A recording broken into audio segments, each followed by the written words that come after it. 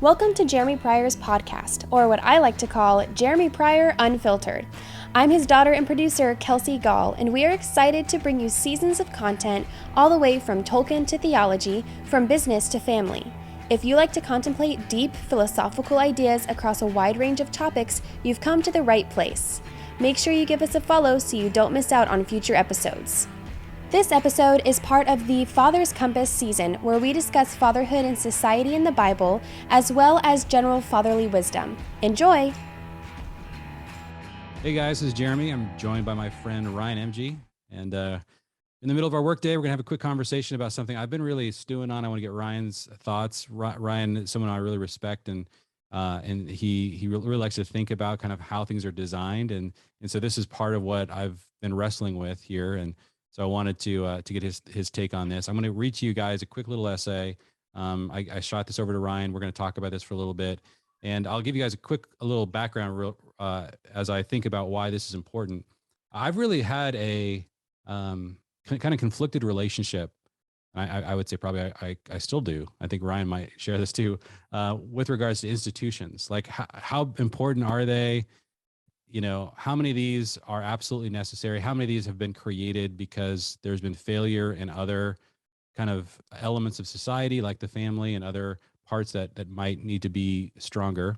And so I've had this kind of bias that just I want to build, my things here, and don't want to concern myself totally with maybe what I would just think of as very powerful historic institutions.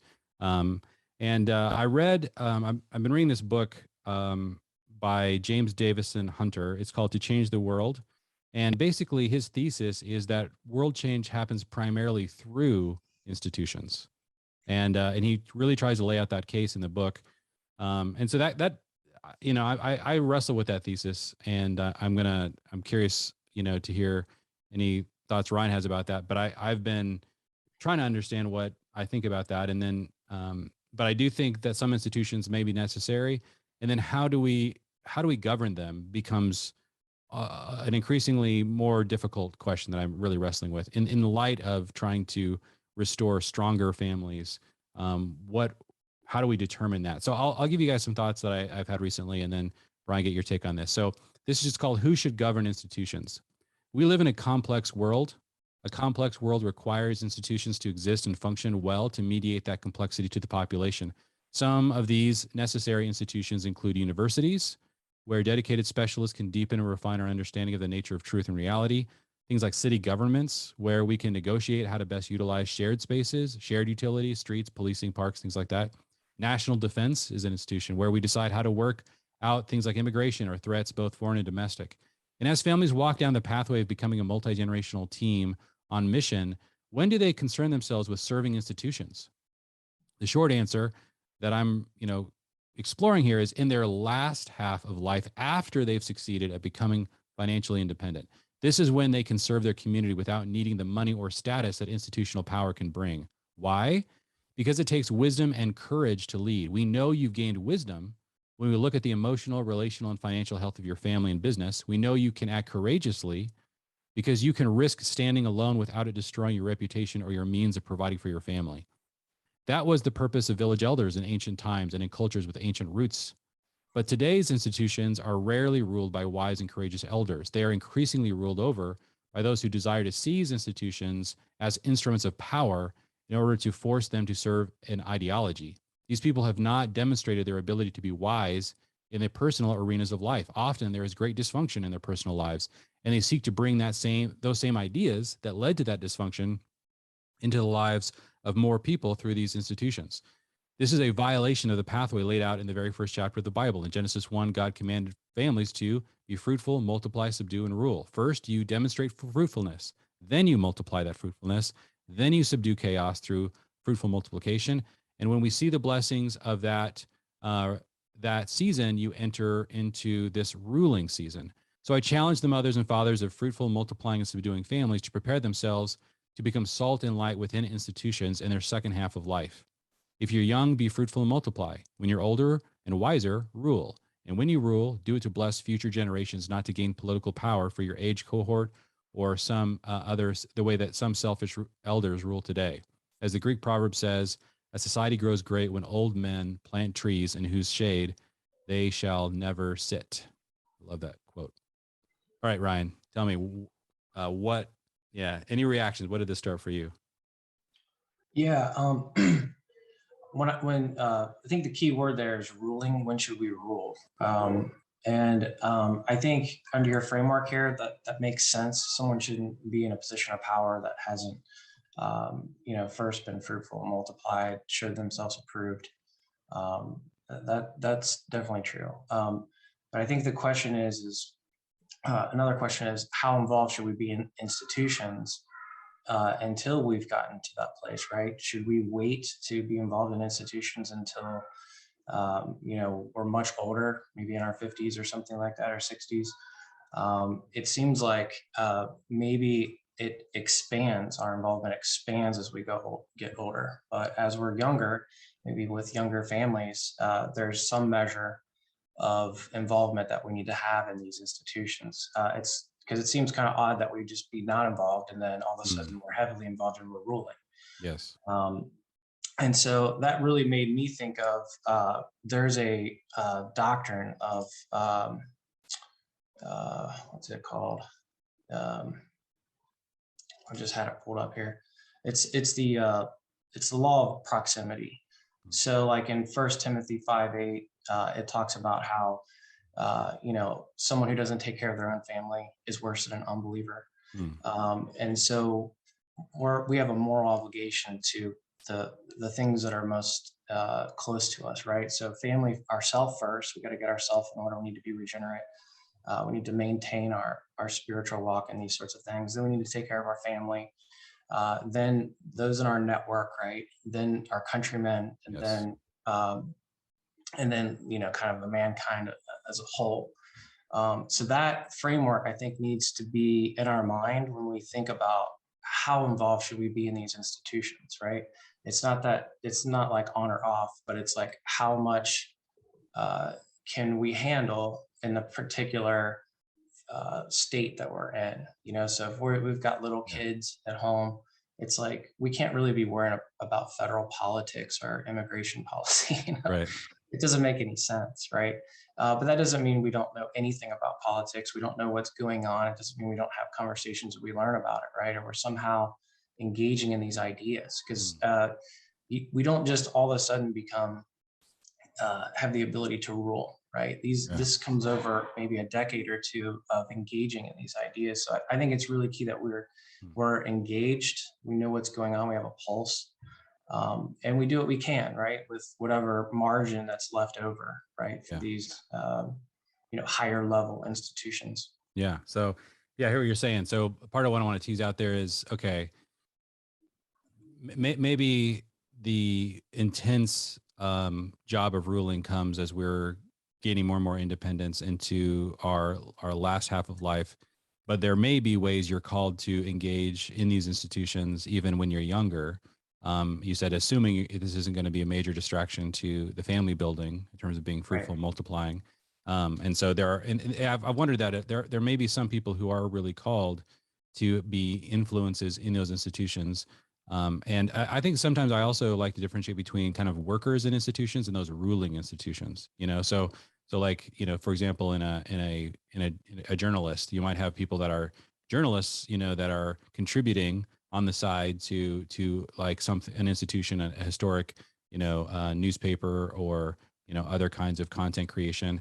But then you have the editors or those on the board who are ruling the institutions. What are your thoughts about that? Like, do you think that are some people called in kind of those younger years to get involved in institutions as maybe a part of how they produce economically for their family, and then the ruling happens later? Or how have you seen that play out, or do you have any thoughts about that? One quote comes to mind is from Abraham Kuyper. He said that there's not one square inch in the whole domain of our human existence over which Christ, who is sovereign over all, does not cry, mine. Yeah. So, and I think that is essentially the Great Commission in Matthew 28:18, where Jesus said, all authority has been given to him on heaven and on earth. Now, therefore, go and make disciples of all the nations, and also teach them to obey my commandments. And so I think every believer should have a pulse of like, how can I bring Christ into whatever I'm doing? So if you're a teacher in an institution, bring Christ in there, bring everything into obedience there. If maybe you do work, maybe someone works in like the local utilities, or maybe they have an opportunity to get on city council or whatever, bring Christ in there. But in that framework, like I said, I think it's super, super important to say, okay, are my priorities lined up right? Like, am I focusing all on politics and, global problems, and my family's falling apart? Right. You can't do that. But I think to take over an institution, you have to have people inside the institution, changing the culture, affecting the culture. And because essentially that's kind of what's going on now. You look at the, like universities, for example, most of them have been almost completely taken over by liberals. How do they take it over? They take over all the teaching positions. You look at the institution like the American Psychological Association, completely taken over by liberals. That wasn't true before like 1973 or something like that. And so what do they do? Okay, sorry. To your point, they kind of seem to be a little bit earlier at recognizing the power of these institutions. And a lot of times when people are building families and, more local communities, they can oftentimes diminish the value of those institutions. Before we know it, there's been sort of institutional capture by a particular group. And it's difficult. I used to kind of feel like, well, yeah, but I mean, we live in a free country and we we get to teach our own kids and our own family. And I think that I have really underestimated the amount of damage that kind of institutional capture can create in an entire culture, because so many people are so individual. They don't have places, families, communities, churches where a lot of their ideas are being shaped. They are being shaped more by things happening in the wider culture, media companies, universities, and so it's and now social media. So there's this. I think that I feel like I'm kind of waking up to, okay, these are important, and I like your point that, okay, yeah, there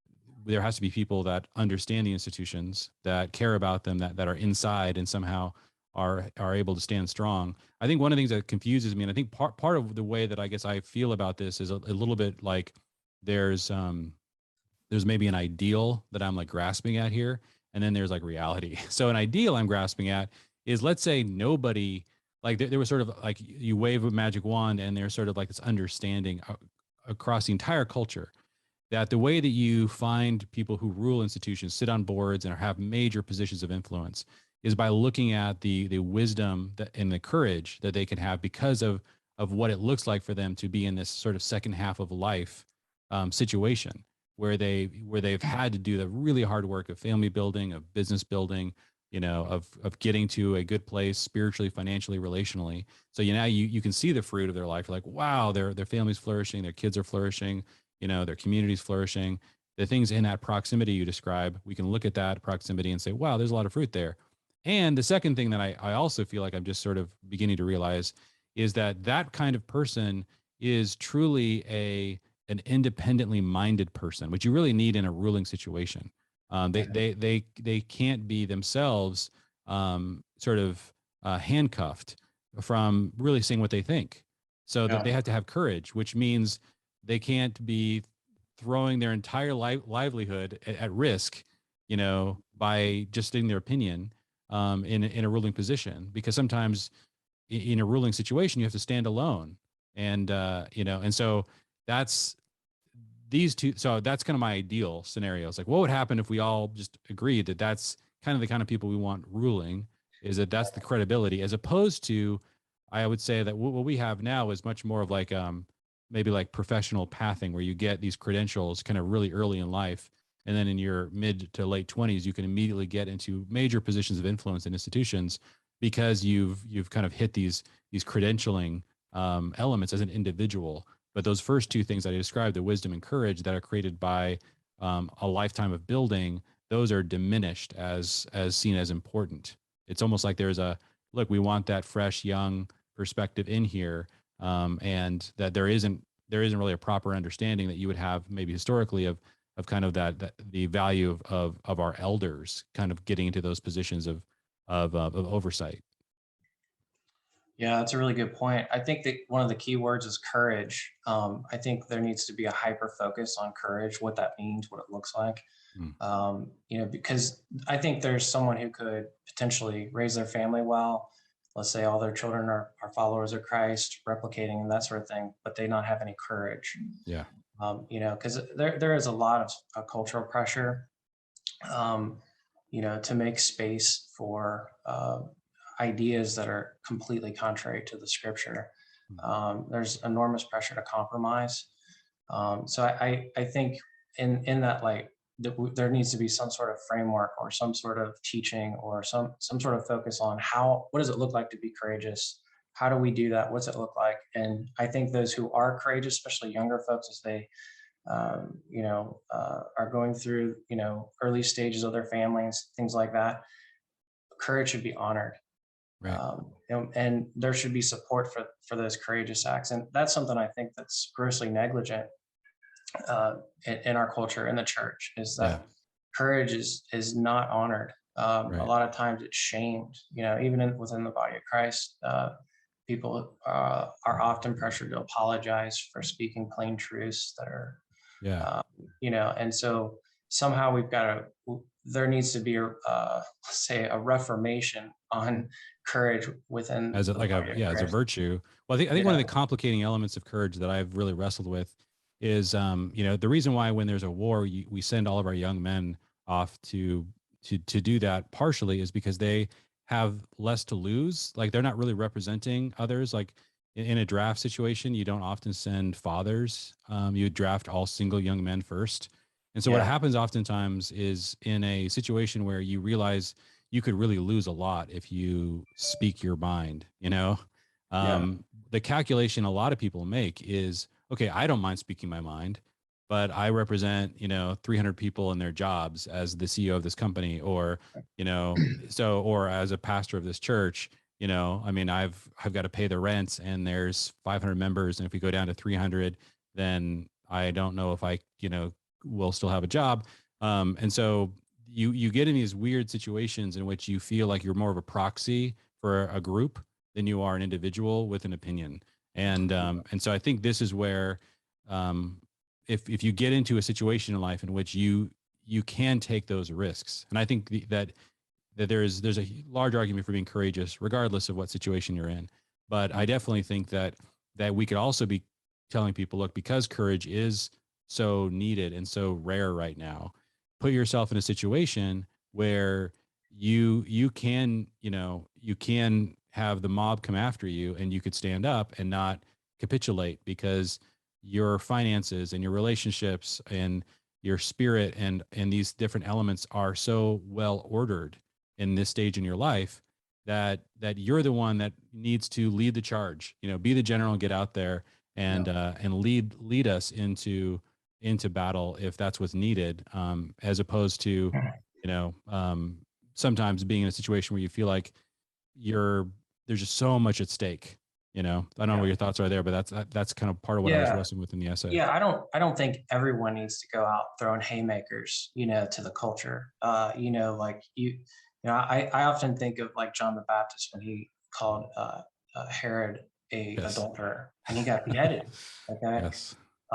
We need John the Baptist type guys. Not everyone's a John the Baptist. So I think men need to kind of take inventory, kind of see where they are, what has God given you, and then and be shrewd, right? So if you're a CEO of a company and you're making tons of money, I don't know if it's wisest for you to go out and throw haymakers when there's other guys that are willing to do it and are doing it. Right. How about you finance that guy when he loses his job or takes some sort of financial hit? I think we need to think of ourselves more of like in a military in a way than, everybody's the same. We're not all androgynous. Everyone has to perform the same. They have the same job. We have different jobs, different gifts. And so that's how I look at it. Is I think the parable of the shrewd business manager really comes to mind and hits home on this topic. Manage what you have well. Like don't self-sacrifice yourself for no reason, right? Like don't be foolish in that regard. Be wise with it. Now, if the Lord calls you to do that, do it. You got to do it. But I don't think the Lord's calling everyone to go out and throw haymakers and really punch the culture. That makes sense. One of the things I really saw this played out, kind of what I'm describing in the second half of life. My father-in-law, he, when he had retired and had himself set up in, kind of very stable situation, he began to run for the school board. And it was funny. We would joke with him because virtually all of his grandchildren, and there were many of us, there was like 20 plus, I think almost all of them were homeschooled. And so and we're like, what are you doing running for the school board? And he was just like, this is what you do at this stage. He was very much like they need someone like me in there, and I'm not there to dismantle the school system. I want it to thrive, but I have both the wisdom and the time to serve, and therefore I probably should. And another thing he did was, he would write up a voting guide, to your point about being organized. He would, for the whole family, and I was, not that he told us what we had to vote for. He was trying to lay out the facts that he knew that, given the common values that we shared as a family, would probably be relevant in the decisions, and that he would share who he was voting for. And he was creating his own little family voting block, and then he would go to the meetings and meet different politicians and talk to people that were running for, judge or for different boards in the cities that we were all living in. And I just was like, I told him, I'm like, I feel so served because I'm really busy. I can't really focus on this, nor do I have the bandwidth to go to war. But man, thank you for doing what you're doing. And I just really appreciated that example. And so I'm starting to watch myself now slowly inch my way towards, his season, and thinking, oh my gosh, this anti-institutional bias that I've had my whole life.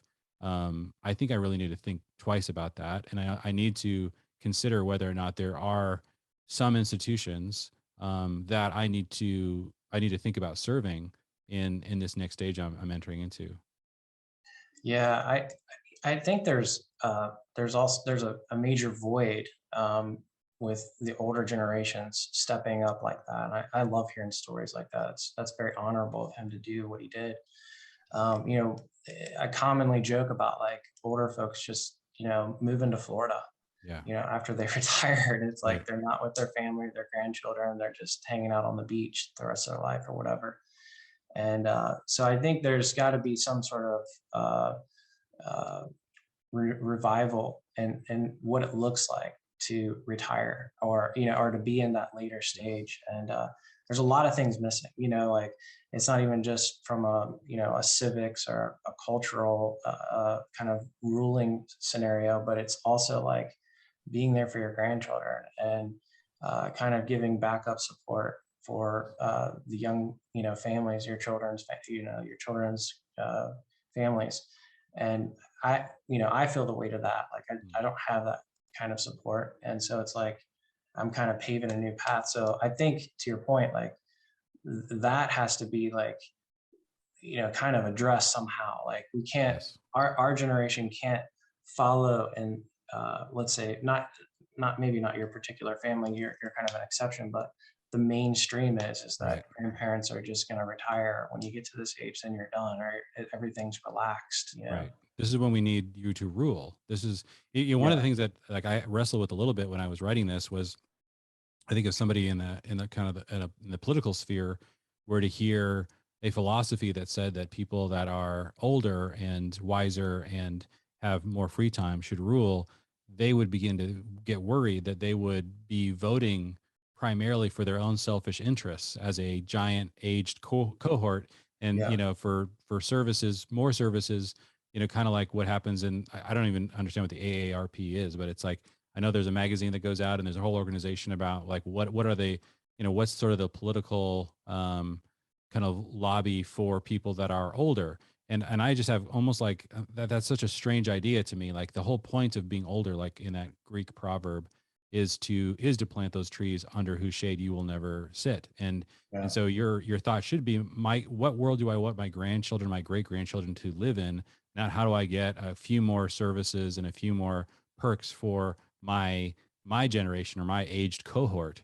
And so I definitely would never want to see that happen. But imagine a world in which the grandmothers and grandfathers who have that freedom begin to take those positions, and in those positions are constantly thinking about serving the generations that are 2, 3, 4 downstream from them, and that's their primary thought. They then have the courage to make really hard decisions. I remember when they were debating about things like raising the age of Social Security, and even when they made it and said, look, it won't start for 10 years, and then it'll go up 1 year, every 5 years, like any touch that. And there was like this political cohort that came out of the woodwork that was very, very heavy in terms of voting. And they just could crush any movement like that towards designing this thing to actually last. Yeah. So I think that, yeah, this is the picture here, is it does assume something that maybe is unique, which is what would it look like if people did have a vision for that, like you're describing, instead of like, this is my golden years that are about me. It's really both serving their family, their grandchildren and great grandchildren, and serving the community, and potentially positions of influence where they can serve institutions to make sure that the institutions themselves are serving the generations that are upcoming. Yeah, that's really good. I agree. Cool. Well, dude, thanks so much for taking a little time out of your workday to have this chat. This is really, Yeah. really fun for me, and I really appreciate what you're doing, man. And I appreciate your feedback on this. Yeah. Thanks for the invite. It's great to talk about it with you. Thank you for listening to Jeremy Pryor's podcast. Make sure you hit that follow button so you don't miss out on any future content. Follow Jeremy on Twitter and Instagram, as well as his Substack blog, all linked in the description. See you next time.